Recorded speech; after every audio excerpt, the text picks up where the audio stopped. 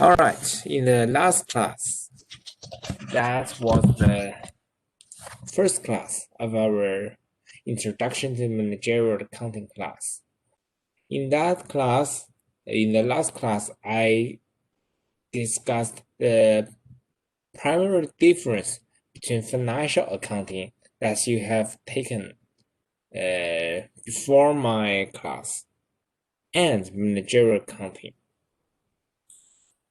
The biggest difference between managerial accounting and financial accounting is regarding to the information users. Under financial accounting, the primary information user of your information prepared under financial accounting is external users. External users such as the government, the creditors, and in managerial accounting, I said the primary users of your accounting information are internal users, such as the directors, managers, or employees in the company, within the company. So why do they need such information?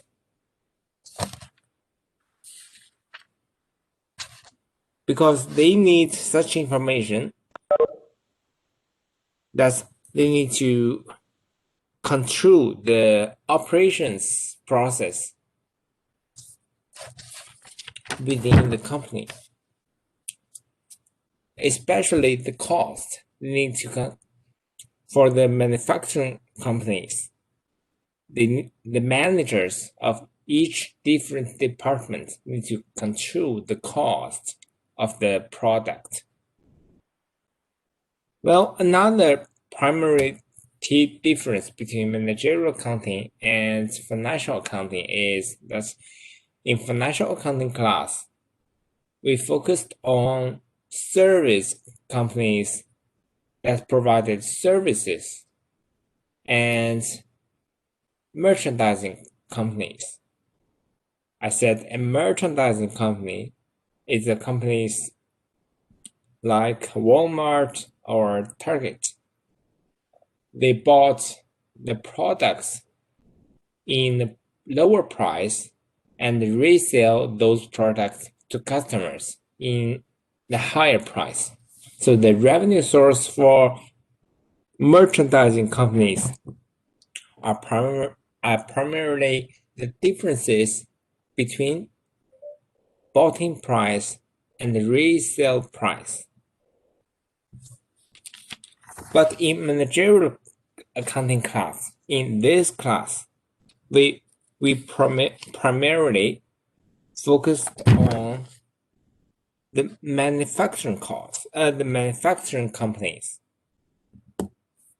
Manufacturing companies, they make products, the physical products. Or in other words, those companies convert the raw materials to finished goods. From raw materials to finished goods. In addition to materials, they also need labors. The labors are also used in this conversion process. In addition to materials, labors, and they also need manufacturing overheads, which is known as indirect costs. It includes all manufacturing costs other than direct labors and direct materials. So that's why it is known as indirect cost. Well, I think one of the most important things for you guys to remember is the cost of the manufacturing companies. In a manufacturing company, the cost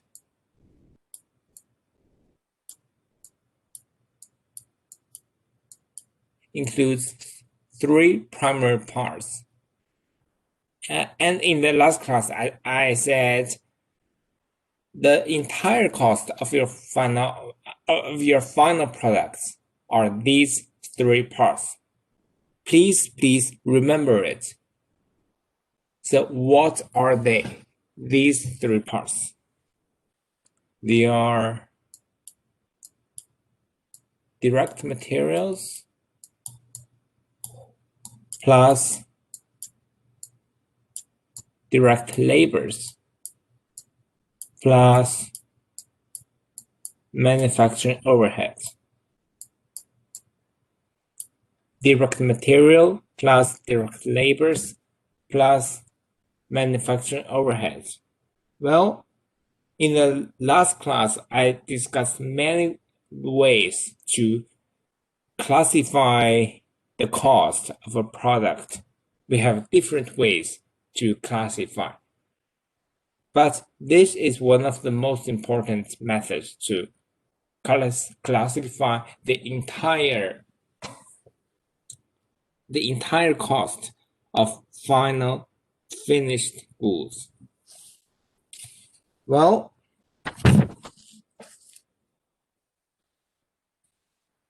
in the last class, there was a very important chart for you to remember.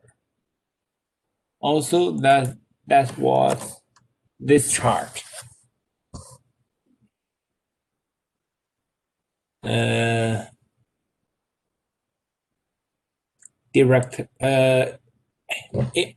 this chart, there is some examples of direct materials, direct labors, manufacturing overheads, and in addition to that, it is selling and administrative fees.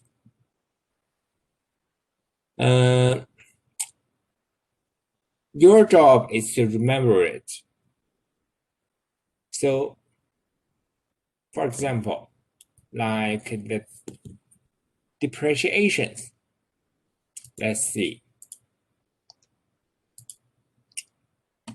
For the first item, depreciations on manufacturing equipment. Well, for this depreciation, for such depreciation, it is depreciation on manufacturing equipment. This depreciation is classified as manufacturing overheads. But depreciation on office equipment is classified as period cost or selling and administrative cost. So look at the first and the second items. They are same thing, depreciation, but they can be classified as different costs. The first one, depreciation on manufacturing equipment, is classified as manufacturing overhead. And the second one, depreciation on office equipment, is classified as period cost, selling and administrative fees. So your job is to remember all of them. The classification of all of these items in this chart. Well, in the first homework or in the homework, in the future homeworks, you will see these items, these different items for many times in order to do your homework properly. Well, let's continue. In the last class, I discussed primarily on first, the difference between managerial and financial accounting. Second, I discussed the classification of product cost and said in managerial accounting, we primarily focused on manufacturing companies. So in this class, let's focus on the financial statements. Well, financial statements are one of the most important aggregated chart for managers to prepare and to provide to external or internal users to get to know your financial performance in your company. So let's see, how do manufacturing companies prepare the financial statements? In financial accounting, you learned about the financial statements for service and merchandising companies. So in this chapter, we focus on how the financial statements are prepared in manufacturing companies. So as you know, balance sheet is one of the most important financial statements. So let's begin by concentrating on the balance sheet. Well, service companies sell their time, skills, and knowledges, and therefore carry no inventories on their balance sheets. Merchandising companies resell products they buy from the suppliers and record the cost of inventory purchased in assets. That is, merchandising inventory account on the balance sheet. As you learned earlier, in manufacturing accounting in this class, manufacturing companies keep track on costs using 3 inventory accounts. First, raw material. Second, work in process. And lastly, finished goods inventory. Again, first, raw materials. Second, work in process inventory. And lastly, finished goods inventories. Well, on the manufacturing company's balance sheet, the 3 inventory accounts will be listed in the asset section.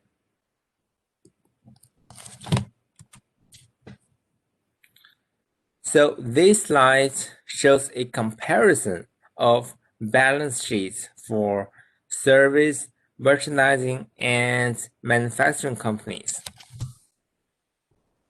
Notice that the highlighted items in blue illustrate the differences of inventory accounts used by various types of companies.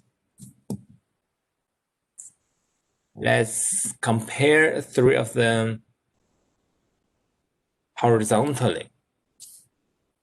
Well, in the first part shows the balance sheets for service companies. We do not see inventory accounts in their balance sheets. No inventory.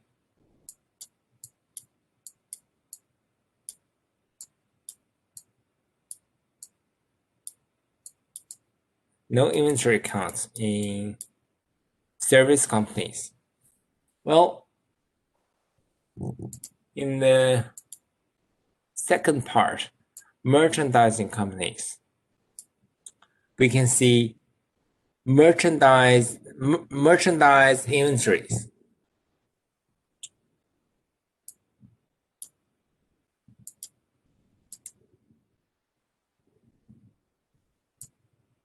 Here it is, merchandise inventories. And in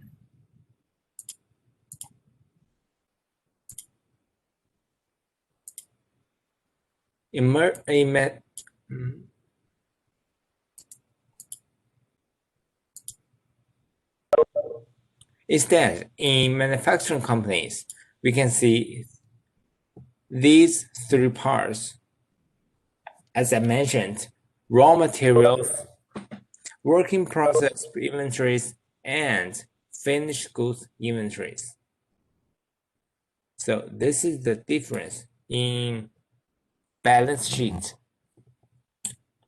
Okay. This is the balance sheet. And next, let's see the differences on the income statement. On income statement, because service companies do not have any product cost, they only record period costs such as salaries and rent expenses.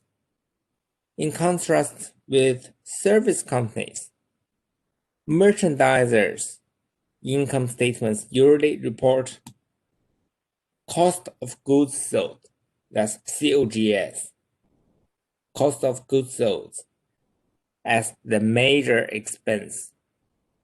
Cost of goods sold represents the business cost of the merchandise inventories sold. In the manufacturing company, as in the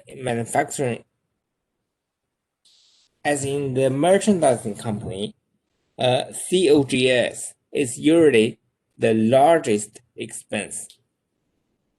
But because a manufacturer makes the products itself, the calculation of COGS is different.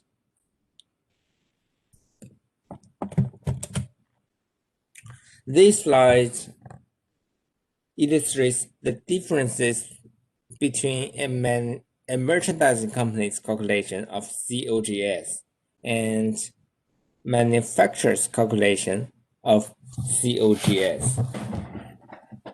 So let's take a look. First of all, in the first part, service companies, we do not see the inventory part. Let's take a look at the difference between these two parts. In the manufacturing companies,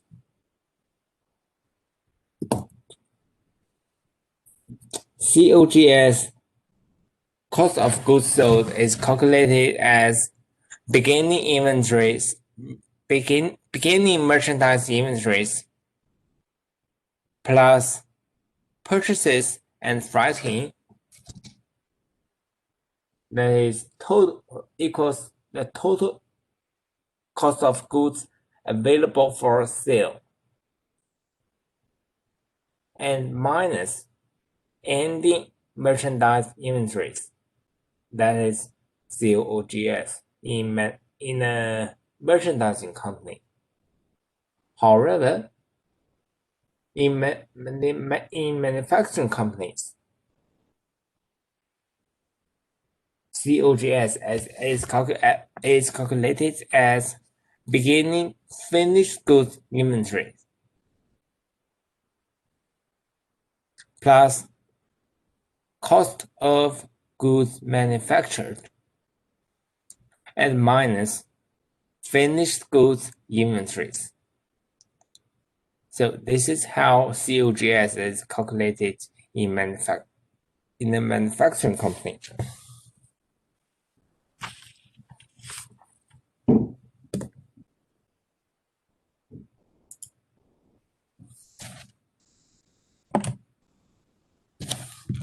Okay, so this slide shows the flow of the product cost.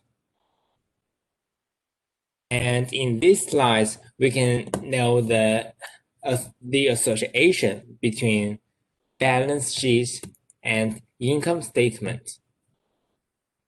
So in balance sheet, it shows the flows of your cost, how the cost of your finished goods is converted from raw materials to finished goods.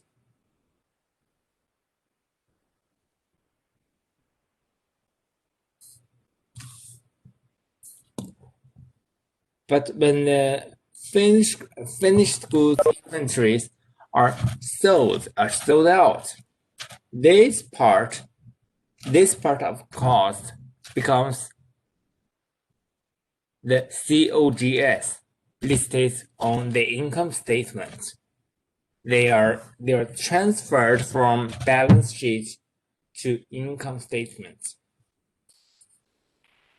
But remember that this part only can be transferred from balance sheet to income statement only when this part is sold.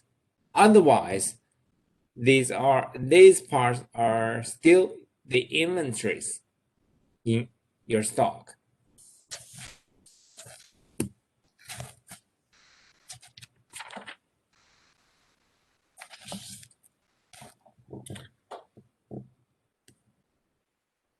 First, because manufacturing companies convert raw materials into finished goods, you will notice that the flow of the cost starts with raw materials. Any raw material purchased, along with any beginning raw materials, gives the company the raw materials available for use. The raw materials are either used in production or remain in raw material inventory and are reported on the balance sheet. During production, the manufacturers uses direct labor and manufacturing overheads to convert the direct materials into WIP inventories. The cost of the beginning WIP inventories are added to the cost of direct materials, direct labor, and manufacturing overheads incurred during the period. This is the WIP inventory cost to account for. When the manufacturing process is completed, the costs are then transferred to finished goods. This part of the cost make up the cost of goods manufactured, or in other words, the finished goods inventory in this slide. Same thing. Cost of goods manufactured are equivalent to finished goods inventories. And finally, when this part is sold to customers, this part can be transferred from balance sheet to cost of goods sold in the income statement. So this is the process of the cost flows through a manufacturing company. Well, next,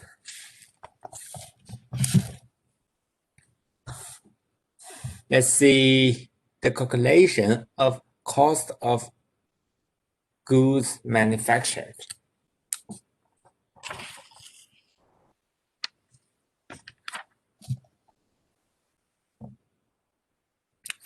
Step 1. to calculate the direct materials used.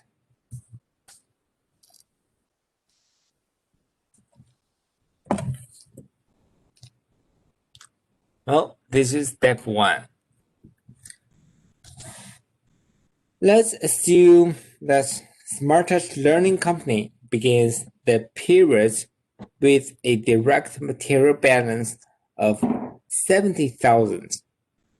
During the year, Smartest Learning purchased 350,000 of direct materials, and the ending balance of direct materials was 65,000.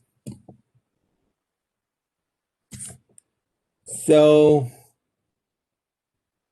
this company can calculate the cost of direct materials used as follows.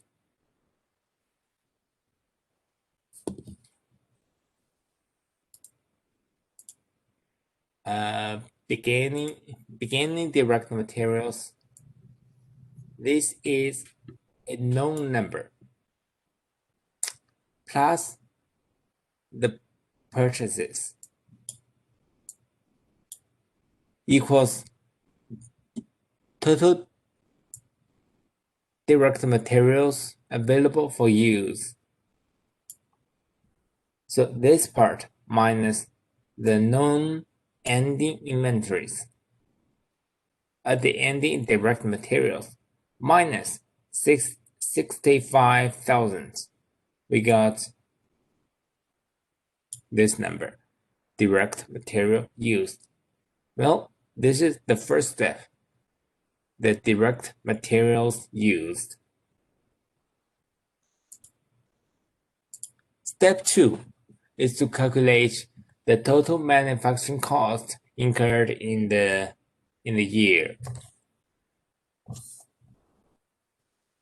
Smartest Learning will next determine the total manufacturing cost incurred during the year, which includes direct material used, direct labor used, which is 169,000,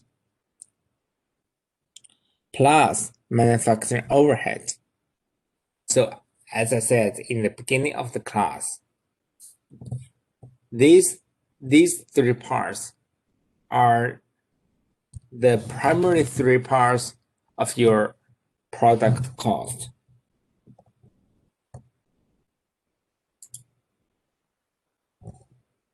That is direct materials plus direct labors plus manufacturing overheads. These three parts. Well, for the first part, direct materials.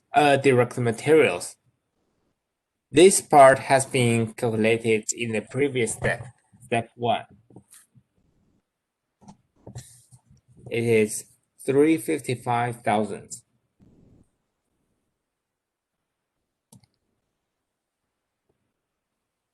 plus direct labors, which is known as 169,000 plus manufacturing overheads. Manufacturing overheads include 4 items.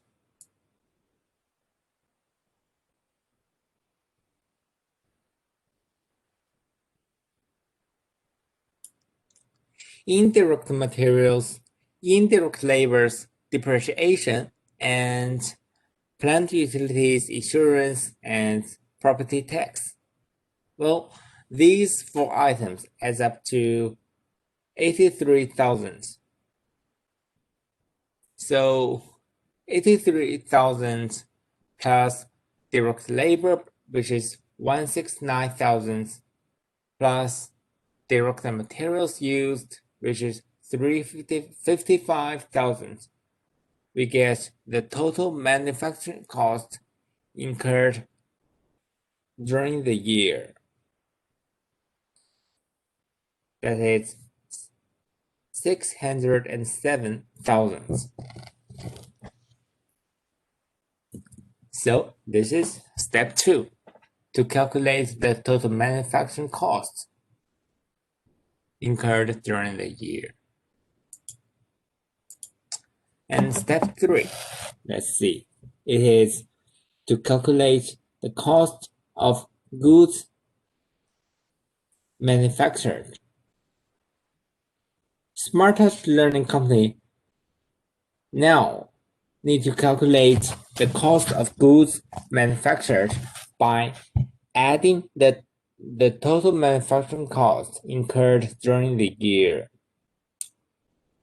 which is the result in step 2, to the beginning WIP inventory, which is 80,000, to determine the total manufacturing costs to account for. The units that are represented by these costs will either be completed and transferred to finished goods inventory, or the partially completed and remain as ending WIP inventories. Assume that Smartest Learning has some tablets partially finished, representing 27,000 of ending WIP inventories. To determine the goods manufactured, Smartest Learning will subtract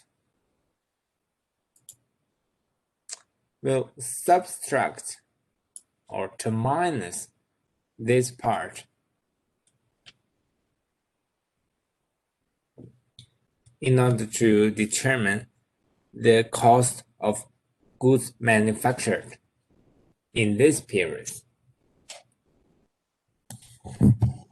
So this is the last step, step 3.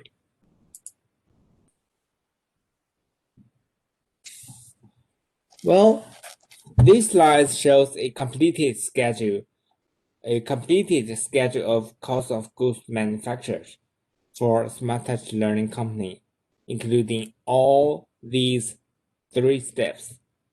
This schedule is prepared by companies to show the detailed information about the cost of making its inventories and part of the calculation of cost of goods sold. Okay, let's take a look once again. The first step is to calculate direct materials used. That is to this part. That is step 1. The second step is to calculate total manufacturing costs incurred during the year. That is direct materials used plus direct labor plus manufacturing overhead. We got total manufacturing costs incurred during the year. Ending here. This is step 2.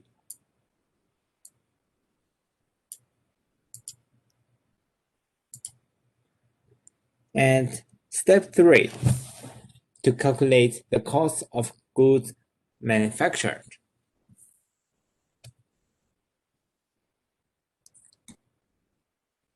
That is the total manufacturing cost to account for minus ending work in process inventory. Lastly, we got cost of goods manufactured. That is the previously discussed step 3.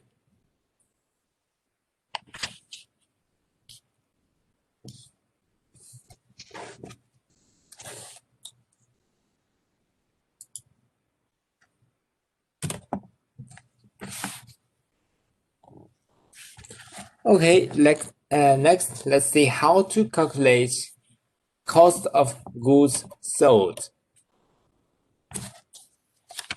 So before this step, we have known the cost of goods manufactured. That is the last type of inventory in our balance sheet. If you can recall this slide, we just got the cost of goods manufactured, or in other words, which part it is in this slide. It is this part, cost of goods manufactured, or finished goods inventories. Well, this part is 60,000. So the next step is to calculate the cost of goods sold, as we see.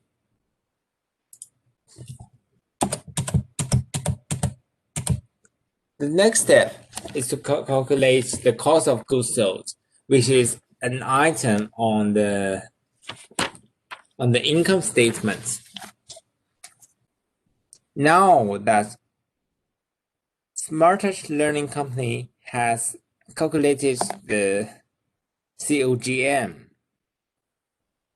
the calculation of COGS should be determined.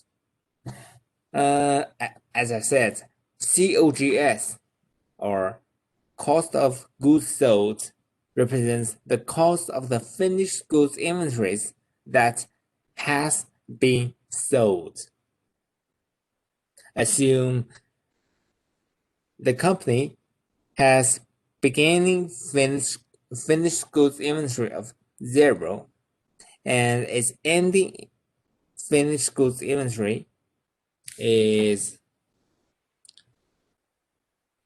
60,000.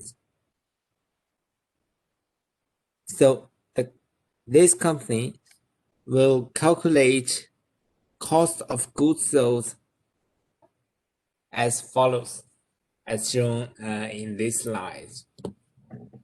Beginning finished goods inventory plus cost of goods manufactured. Okay, you can remember that this number, 60,000, is the number shown in the previous slide. In the previous slide, same number.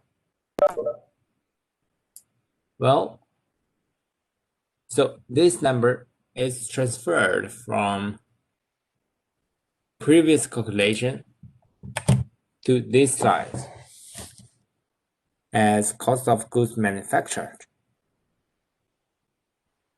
In total, we have the cost of goods available for sale for 60,000 minus ending finished goods inventories. That is 60,000. We can know that the cost of goods sold is 600,000.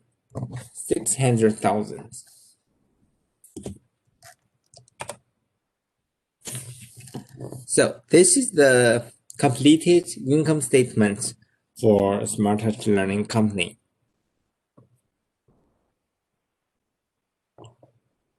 Notice that the cost of goods sold is subtracted from net sales revenue to determine gross profit.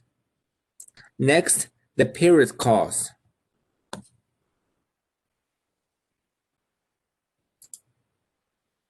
Well, as I said, this is the gross profit. It is calculated as net sales revenue minus cost of goods sold. Sales revenue minus cost of goods sold. We got the gross profit. In addition to that, we need to minus the period cost. They are selling and administrative expenses, which includes the wages expense, rent expense, insurance, depreciation, and supplies expense.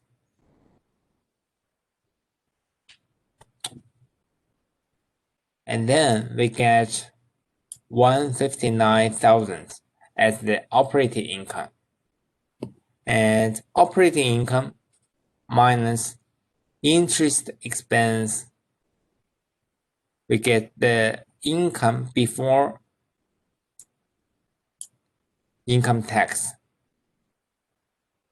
and minus income tax, we get the final net income.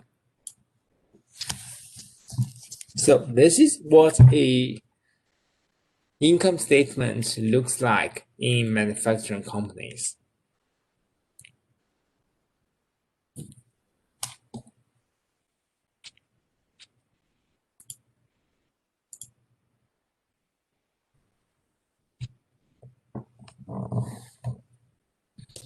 So if you can recall that this formula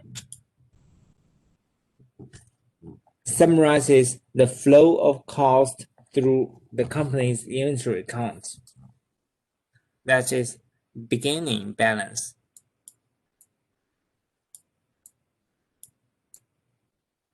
Beginning balance plus additions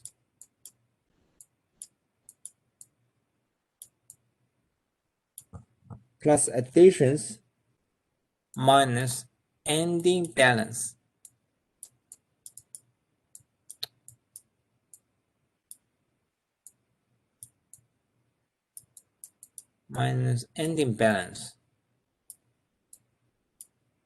equals to amount used or manufactured or sold. This formula is the basis of the calculation in the cost of inventory. Beginning plus additions minus ending, we got the amount used, manufactured, or sold. The ending amount at each stage is added as the beginning of the next stage.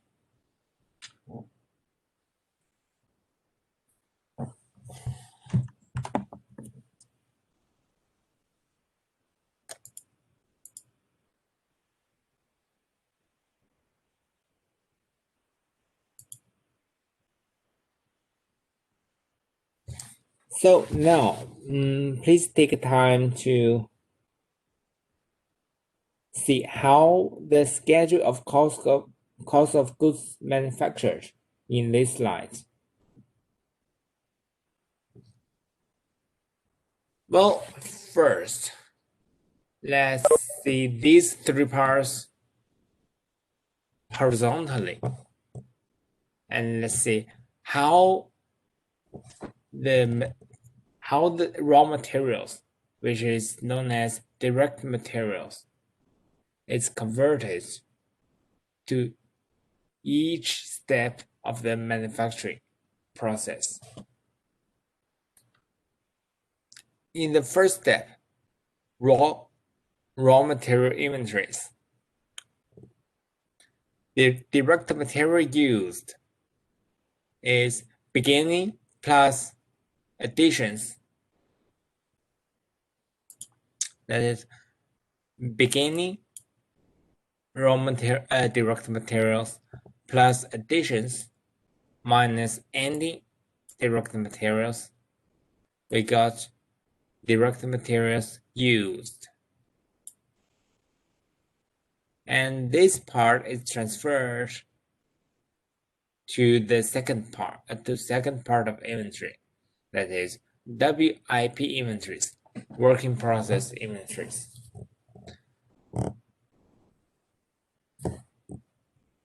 And same thing, beginning WIP inventories plus direct materials used, and as well as direct labors and manufacturing overheads. We get total manufacturing costs to account for, minus ending WIP inventories. We got cost of goods manufactured. Here it is. And then this part is transferred to finished goods as cost of goods manufactured. Same thing, beginning balance plus additions minus ending balance. We got the final COGS.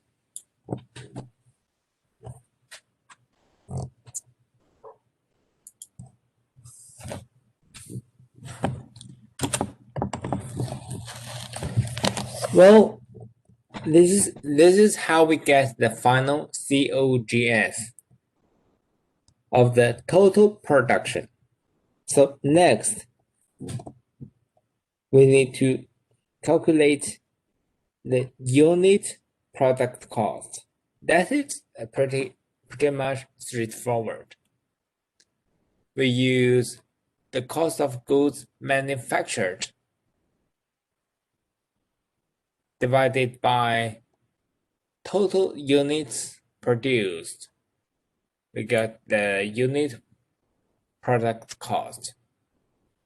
So for example, in the previous example, we know the cost of goods manufactured is 660,000 divided by total units produced. It was 2,200 tablets. And in this way, we get the unit product cost as $300 per tablet. This is pretty much straightforward. Well, once we know the cost of each product manufactured, we can know the total cost of goods sold.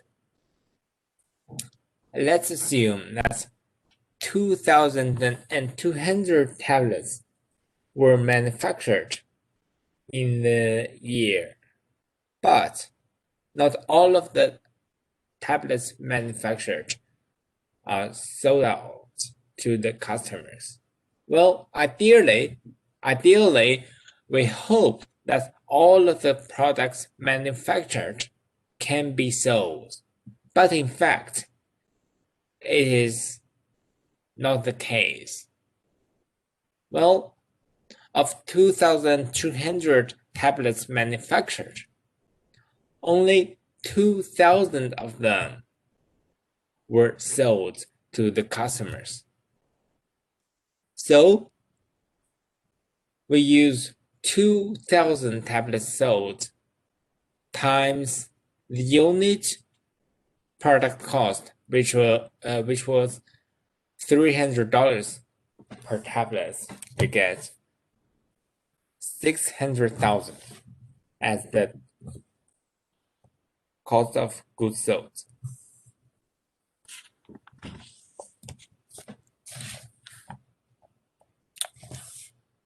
Okay, this is the biggest part of this chapter, I think. So take your time to make a review of this part in this chapter. That is how to calculate the cost of goods manufactured and cost of goods sold. Well, next let's see. What are business trends that are affecting managerial accounting? The United States Bureau of Labor Statistics predicts that service-providing sectors will account for the majority of the projected job growth from 2014 to 2024, especially in healthcare and social assistance and professional and business services sectors. The Bureau of Labor Statistics also reports that service industries account for 4 out of 5 U.S. jobs. Companies are moving operations to other countries to be closer to new markets and maintain competitiveness. Time is the new competitive turf for world-class business ERP system. Integrates all of the company's worldwide functions, departments, and data. E-commerce allows companies to sell to customers around the world by providing 24 hours, 7 days access to information and products.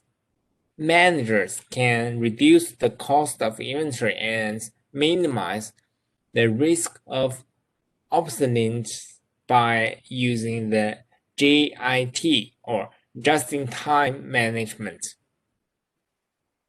Using this system means producing products just in time to classify to satisfy the customer's needs.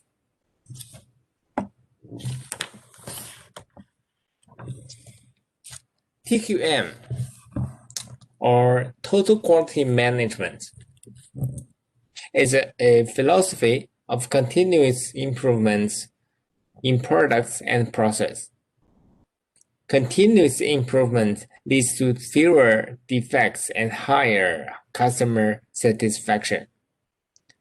TQM also emphasizes the importance of each person in the organization, creating a culture of cooperation across all business lines. Each step in the process adds value to the end product, and this is referred to as the value chain.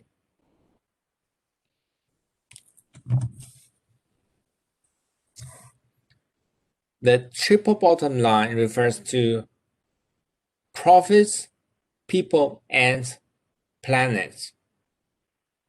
The economic, social, and environmental impacts of doing business. Companies are recognizing that they have multiple responsibilities and that generating profits for owners and investors is only one aspect of being a socially responsible organization.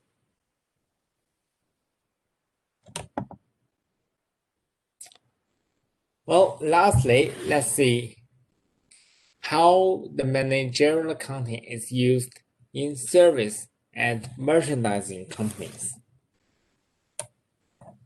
Well, in the previous part,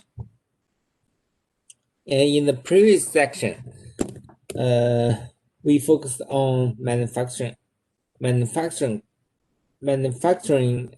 companies, but managerial accounting is also used in all types of business, including service companies and merchandising companies.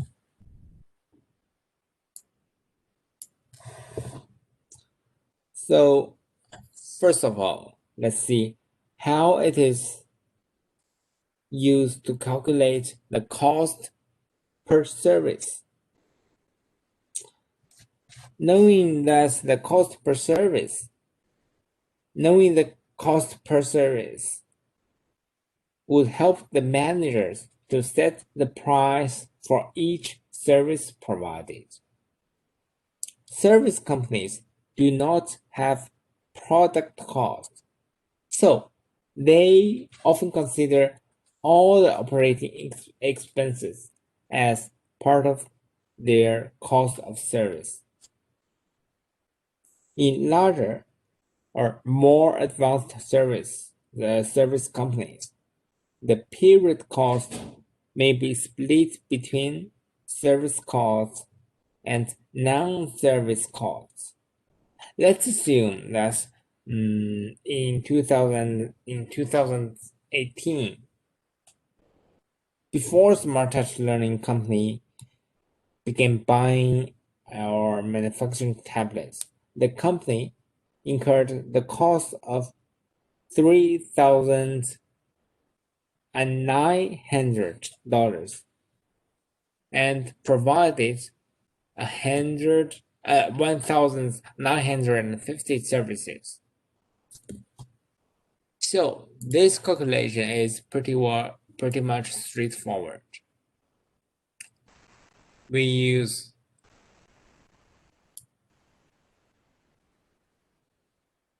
the total cost, which is 3,900 divided by the total number of services provided.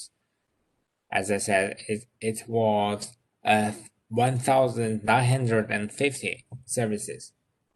We got the results of $2 per service.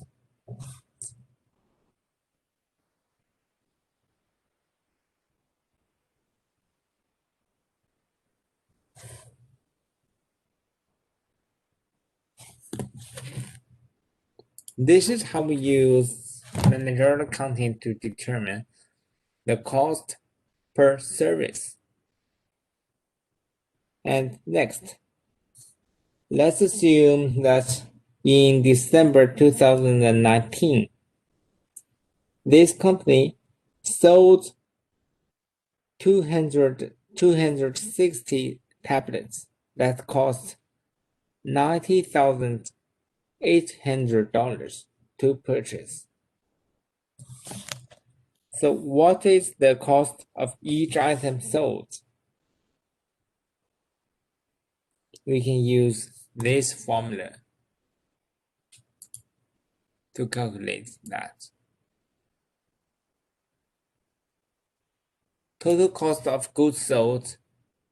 Similarly, total cost of goods sold divided by total number of items sold. We got the unit cost per item sold. I'm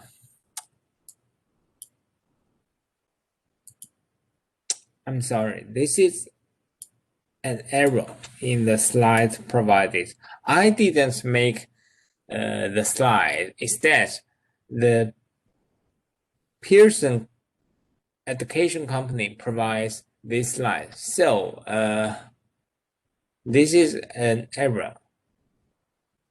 It is not the unit cost per service, but the unit cost per tablet.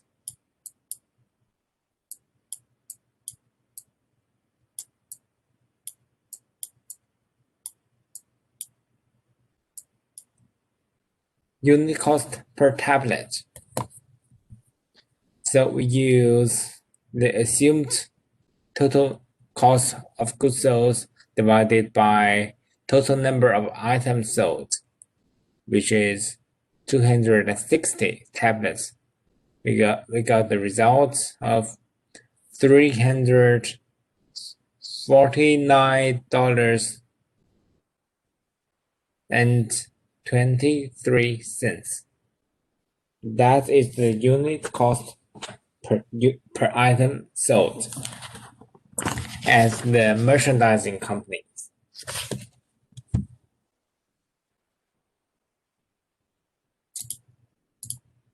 Okay, this is the end of this chapter. Any questions? Again, if you have any questions, you can open your microphone and ask me, or you can type in the chat box. Professor. Yes, I can hear you. Yes, for you, Cernan. How you doing? I have a good question for the homework due in 2 weeks. It doesn't matter if we type it or we use our handwriting, right? Sorry, can you say that again? I say for the homework due coming up, do you want us to type it or do you want us just to type or use our handwriting? You mean the homework or the summary? The summary. Oh yes, the summary. I said in the first class that either typed or handwritten can be accepted. If you decide to do the handwritten, you can take a picture using your smartphone or scan it and submit the electronic version to Canvas. Thank you. All right. Professor, is there a limit for the summary, like how long it's supposed to be? Well, at least one page per chapter. But please do not write your intent too big. You understand? At least one page per chapter. Okay, thank you. And just to clarify, right, we can use the notes that we take during the lecture and when we're reading through the textbook as our summary, or do we have to go through that and condense it and submit a summary? Oh, well, as I said in the first class, yes, you can use your note as the summaries. Okay, thank you. Yeah, I mean, if you attend my online session. Yes. Okay, thank you. All right. Well, any other questions? Wait, so I have a question. Yes. So if it's like 9 pages long, is it fine like to submit it? Sorry, can you say that again? I'm saying if it's like 9 pages long, can I still submit it? Oh, sure. Yes, of course. All right, thank you.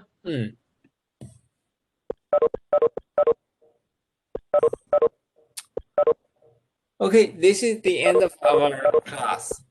So, guys, I will see you next week. Thank you. Bye-bye. Have a nice day. Okay, thank you. Bye-bye.